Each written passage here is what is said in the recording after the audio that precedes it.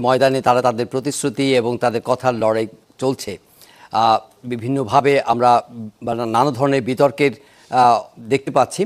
যেমন নির্বাচন কমিশন পক্ষ থেকে নির্বাচনে যে পরিবেশ রচনা করবার জন্য যে সিদ্ধান্তগুলো তারা নিয়েছেন, সেখান থেকে কখনো তারা এগোচ্ছেন, কখনো তারা পিছোচ্ছেন। ইতিমধ্যে আমরা জেনেছি যে সাংবাদিক পর্যবেক্ষকদের মোবাইল ফোন নিয়ে ভোট কেন্দ্রে যেতে যে বাধা দেওয়ার কথা তারা বলেছিলেন, সেটা তারা রাখছেন না। এক্ষেত্রে আর কোনো বাধা নেই। তবে দলগুলো তাদের নির্বাচনের যে শেষ মুহূর্তে যে বক্তব্য, বিবৃতি, জাতির উদ্দেশ্যে ভাষণ, তাই সেই সব ক্ষেত্রে তারা তাদের অবস্থানগুলো পরিষ্কার করার চেষ্টা করছেন। কিন্তু সব মিলিয়ে এই নির্বাচনটি কেমন হবে, কোন দল জনগণের মন জয় করতে সমর্থ হবে এবং তাদের যে বক্তব্য, তাদের যে প্রতিশ্রুতি, তাদের যে অবস্থান, তাদের যে আগামীর বাংলাদেশ রচনার যে বাস্তব যে বক্তব্য, বিবৃতি, সেগুলো নিয়ে আসলে নানা ধরনের আলোচনা চলছে চারপাশে। আমরা আলাপ করবার জন্য স্টুডিওতে দুজন অতিথিকে আমন্ত্রণ জানিয়েছি। আলাপ করব জনাব গোলাম মাওলা রনির সঙ্গে, সাবেক সংসদ সদস্য, স্বাগত আপনাকে। রয়েছেন জনাব মির্জা মোস্তফা ফিরোজ, সিনিয়র জার্নালিস্ট, স্বাগত আপনাকে। যদি সুযোগ থাকে আমরা সেক্রেটারি জেনারেল বাংলাদেশ জামায়াতে ইসলামী মিয়া গোলাম পরওয়ার, তাকে যুক্ত করব এই আলোচনায়। তিনি হয়তো আমাদের সঙ্গে যুক্ত হবেন যদি সুযোগ থাকে। আমরা আলোচনায় যেতে চাই। আজকে সন্ধ্যায় জাতির উদ্দেশ্যে ভাষণ দিয়েছেন বাংলাদেশ জাতীয়তাবাদী দলের চেয়ারম্যান জনাব তারেক রহমান এবং জামায়াতে ইসলামীর আমির জনাব ডক্টর শফিকুর রহমান। জনাব গোলাম মাওলা রনি, আপনি তাদের বক্তব্য শুনেছেন হয়তো, অথবা শোনেননি, কিন্তু এর মধ্যে তাদের মাঠের যে বক্তব্য, বিবৃতি, যাদের জনগণের সঙ্গে তাদের যে ইন্টারাকশন, সেগুলো আপনি জেনেছেন। নানা ধরনের বিষয় আসছে নির্বাচনের খুব কাছাকাছি। আমরা এই সময়ে তারা প্রতিশ্রুতি দিচ্ছেন আগামীর সুন্দর একটা বাংলাদেশ রচনার ক্ষেত্রে, কিন্তু কিছু কিছু বিষয় আছে এখনও তাদের মধ্যে এক ধরনের দোষারোপ কিংবা পুরনো রাজনৈতিক যে বিতর্ক, সেগুলো কিন্তু এখনও রয়ে গেছে। ৭১ আছে, চাঁদাবাজি, দখল, তারপরে তাদের ধর্ম নিয়ে যে রাজনীতি, সেই বিষয়গুলো নিয়ে দুই পক্ষের মধ্যে কিন্তু একটা লড়াই কিন্তু এখন একটা চরম পর্যায়ে। কারণ ভোটের মাঠ, স্বাভাবিকভাবেই এটা নিয়ে অস্বাভাবিক কোনো চিত্র নেই। সব মিলিয়ে আপনি এই পর্যন্ত কি দেখছেন? মানে সামনের যে ভোটের দিন আসছে, সেই সময়টাকে কেন্দ্র করে আপনার চোখে কি গুরুত্বপূর্ণ বিষয়গুলো চোখে ভাসছে? প্রথমত আমি জনাব তারেক রহমান সাহেব আসার পর থেকে তার সকল বক্তব্যগুলো শুনেছি বা শুনি। এই কারণ হলো যে বিএনপির 35% যারা সাপোর্টার, তারা তো মনে করেন বা স্বপ্ন দেখেন যে তিনি হবেন প্রধানমন্ত্রী। তারপর রাষ্ট্রের যে সকল কর্তা ব্যক্তি রয়েছে তাকে আজ পর্যন্ত যে প্রোটোকল দেওয়া হচ্ছে, ওভাবেই তাকে দেওয়া হচ্ছে। তার ছেলে মেয়ে, তার স্ত্রী, পুরো রাষ্ট্র তাদের দায়িত্ব নিয়েছে এবং সম্মান প্রদর্শন করছে। কাজে একজন নাগরিক হিসেবে ভবিষ্যৎ প্রধানমন্ত্রীর বক্তব্য শুনতেই হবে। অন্যদিকে আমিরে জামাত, যেখানে আমেরিকা বলছে, অন্যান্য কৌশলগত রাষ্ট্রগুলো বলছে যে এবার জামাতের ক্ষমতা আসার বিপুল সম্ভাবনা রয়েছে। জামাতের যারা নেতৃবৃন্দ, তাদের বডি ল্যাঙ্গুয়েজ, কথাবার্তা, সব কিছুর মধ্যে একটা ক্ষমতা ভাব, একটা আমির ভাব এবং একটা খলিফা ভাব। তো এরকম একটা ভাব সব চলে আসছে, যেগুলো দেখতে আমার ভীষণ ভালো লাগছে। এই কারণ হলো যে দুর্ভাগ্য হোক, সৌভাগ্য হোক, আমিরে জামাত কিংবা জনাব তারেক রহমান সাহেব দুজনের সঙ্গে আমার ব্যক্তিগত সম্পর্ক বিভিন্ন সময় ভালো ছিল, এখনও হয়তো আছে। তো আপনার প্রিয়জন, ডানে হইলেও আমার, বামে হইলেও আমার, আমিরে জামাত যদি দেশের প্রধানমন্ত্রী হন আমার ভালো লাগবে, তারেক রহমান সাহেব হলেও ভালো লাগবে। এই জন্য আমি দেখি, তাদের দুজনকে দেখি, খুব মজা করে দেখি। কিন্তু অবাক করার ব্যাপার হলো যে আমি দুজনের কারোর মধ্যে কোনো স্বস্তির লক্ষণ দেখি না। আমরা তাদেরকে প্রধানমন্ত্রী বানিয়ে লাফাচ্ছি, কিন্তু তাদের দুজনের মধ্যে কোনো শান্তি দেখতে পাচ্ছি না। তাদের শরীরের সঙ্গে তাদের মুখের কথা, ঠোঁটের সঙ্গে চোখের সম্মিলন, চোখের সঙ্গে এর যে চোয়াল, এই চোয়ালের যে সম্মিলন, একটা আছে না সৃষ্টি সুখের উল্লাসে। যখন আপনি কোনো কিছু সৃষ্টি করবেন তখন আপনার দেহ মনে একটা পুরো কাজ করে যাবে, উল্লাস কাজ করে যাবে। তো ওইরকম দুজনের কারোর মধ্যেই আমি কোনো উল্লাস দেখতে পাই না। তাদের কাউকে দেখে মনে হয় না যে অ্যাসার্টিভ কোনো কিছু রয়েছে, এবং তারা কনসিস্টেন্সি, যেটাকে বলা ইংরেজিতে, ধারাবাহিকভাবে তাদের যে বক্তব্য, চিন্তা চেতনা, তারা গত 17 মাসে স্বাভাবিক রাখতে পেরেছেন এবং আগামী 17 মাস তারা এই ধারাবাহিকতা বজায় রাখবেন। তা না করে যেটা মনে হলো যে জামাতের আমির বা আমিরে জামাত, তিনি প্রাণান্ত চেষ্টা করছেন যে কি করে তারেক রহমান হওয়া যায়, এবং তারেক রহমান সাহেবের অনেক কিছুই তিনি অনুকরণ করেছেন। চেয়ারে বসা, ব্যাগ টানা, তারপরে শেষে খুব স্বাভাবিক হওয়া, যেমন তিনি চিত হয়ে মঞ্চের উপর শুয়ে পড়েছেন বিছানার উপরে, একটা শীতল পাটির উপর, আমার ভীষণ ভালো লেগেছে। এত মানে একজন প্রধানমন্ত্রী প্রকাশ্য মঞ্চে শীতল পাটির উপরে চিত হয়ে শুয়ে পড়েছেন, এই দৃশ্য আমি না দেখলে আমার চোখে বিশ্বাস করতে পারতাম না যে কি আগেকার দিনে হযরত উমর বা অন্যান্য যারা ছিলেন তারা খুব স্বাভাবিক জীবনযাপন করতেন। আমাদের আমিরে জামাত এভাবে সে কৃতজ্ঞতা প্রকাশ করতে পারে যে একজন ভক্ত তাকে একটা শীতল পাটি দিয়েছেন, তাকে সম্মান জানানোর জন্য তিনি চিত হয়ে শুয়ে পড়েছেন।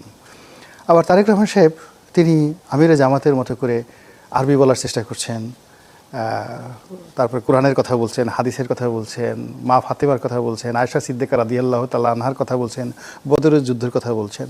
তো এই যে একজন আরেকজন হওয়ার চেষ্টা, এটা মানে রাজনীতিতে কুলক্ষণ, অশনি সংকেত। রাজার যে নীতি থাকবে সেটা হলো যে সে সবার চেয়ে ব্যতিক্রম। Leader means a combination of many people, a thousands of people, লক্ষ লক্ষ মানুষের চিন্তা চেতনা ধ্যান ধারণা তিনি ধারণ করবেন এবং সারা পৃথিবী তাকে নিয়ে কী চিন্তা করছে কী বলছে ডাজ নট ম্যাটার, সে তার মতো করে সে এগিয়ে যাবে, কথা বলবে, সে মানে তার উদারতা, তার বেয়াদবি, তার সমস্ত কিছু থাকবে অনন্য। Leader is leader, just like Julius Caesar, Napoleon Bonaparte, সারা দুনিয়া কি মনে করলো না করলো সে তার কাঙ্ক্ষিত মাকামে পৌঁছানোর জন্য চেষ্টা করবেন। কিন্তু এখানে সেটা মনে হচ্ছে না। বর্তমান যে দেশের প্রধান দুটো নেতা, এবং এটা জানাতেন না, আপনি চিন্তা করেন আমরা সুলতান সুলেমানকে মানে খুব ফলো করি যে দীপ্তি টিভির নাটকের কারণে। তো সুলতান সুলেমানের যে বিশাল অর্ধ দুনিয়া, তার রাজত্বে মোট 36 কোটি মানুষ ছিল, 36।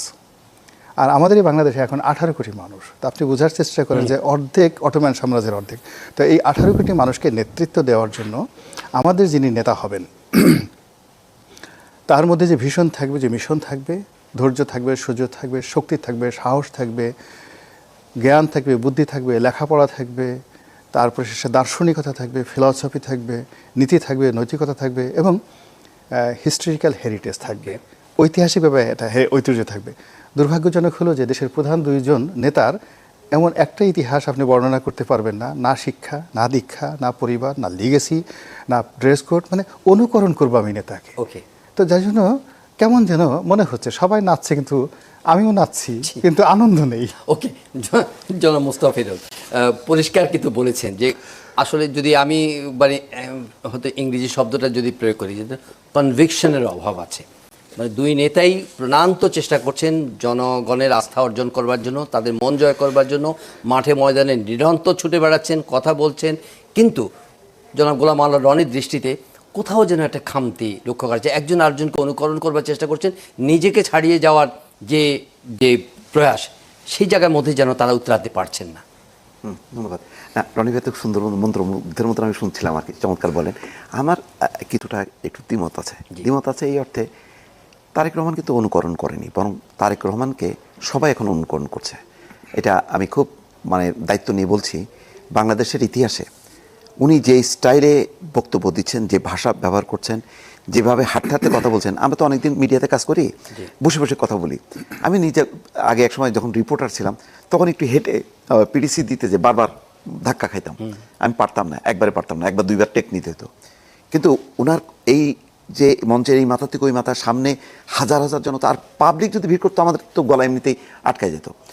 এইরকমভাবে মনে হচ্ছে যেন উনি গত 20-25 বছর ধরে এইভাবেই তিনি বক্তৃতা দেন। হ্যাঁ, যে পারফর্মটা করছেন বাংলাদেশের ইতিহাসে এরকম কেউ নেই। বাংলাদেশের ইতিহাসে নেই যে প্রধান দল প্রতিপক্ষের দোষ ত্রুটি নাম সহ দল সহ উল্লেখ করে বলে না। উনি এই ট্রেনটা চালু করছে, উনি ট্রেনটা চালু করছে বলে ওনাকে সবাই অনুসরণ করছে।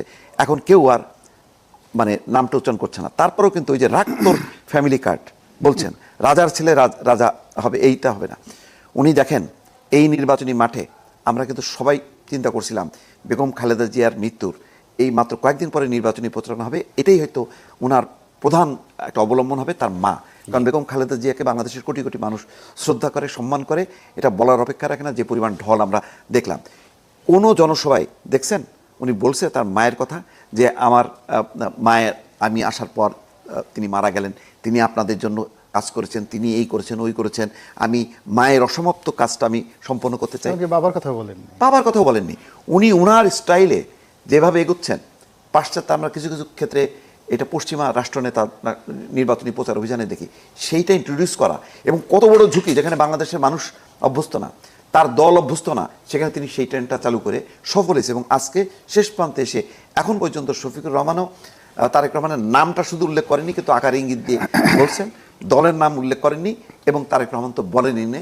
তিনি যতটুকু বলছেন সেটা হচ্ছে সেটাকে বলার জন্য, কারণ আপনি দুর্নীতিবাজ চাঁদাবাজ বলতেছেন, 15টা বছর আপনি তার সঙ্গে থাকলেন, তার সুবিধাটা নিলেন, আপনি তো তার আন্ডারে ছিলেন, আপনি তো তার সমান পর্যায়ে ছিলেন না, আপনি তো আওয়ামী লীগ লেভেলে ছিলেন না, আপনি ভেতরে থেকে ঘরের শত্রু বিভীষণের মতন আপনি কাজ করতেছেন, মানে তাদেরকে হিউমিলেট করতেছেন, এইভাবে তাদেরকে পচাচ্ছেন, তার উত্তর কি দেবেন না? উত্তর দেওয়ার জন্য দিচ্ছেন। ওইটা না দিয়ে যদি তিনি বলতেন যে উন্নয়নের কথা, বারবার তিনি কিন্তু বলছেন যে আমি কারো বদনাম করতে চাই না, বদনাম করে কি লাভ হবে বলেন, বরং আমরা কি করবো আসেন এটা নিয়ে ডিবেট করি।